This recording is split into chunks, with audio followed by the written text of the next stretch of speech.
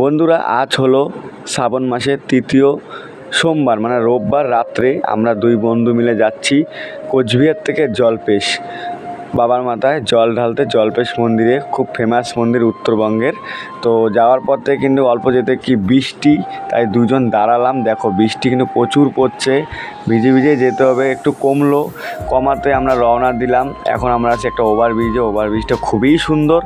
Already চলে আসলাম ধূপগুড়ি পার করে একটি টোলগেটের সামনে, সবথেকে বড় টোলগেটটা পার করলাম। আবার বৃষ্টি নেমে পড়লো, কি করব, এইভাবে যেতে হবে।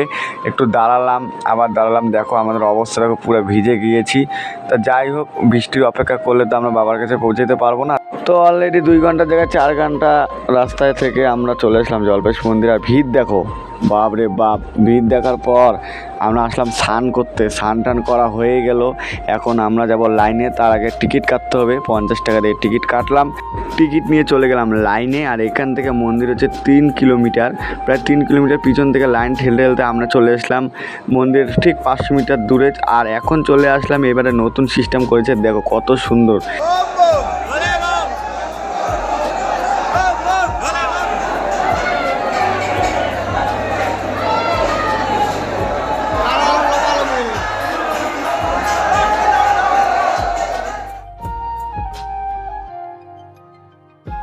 প্রায় 6 ঘন্টা লাইন ঠেলে ভোর হয়ে গেল। প্রায় পূজা দিয়ে আমরা চলে আসলাম বাইরে। ভিতরে দৃশ্যটা দেখাতে পারলাম না, কারণ বারণ আছে। বাইরে আসলাম, দেখো লাইন, এটা আরেকটা লাইন। আর অলরেডি বার হয়ে গেলাম আমরা মন্দির থেকে। বার হয়ে রাস্তায় দেখো ওই যে, ওইটা হচ্ছে বাংলাদেশ আর আমি আছি ইন্ডিয়া, খুব সামনেই।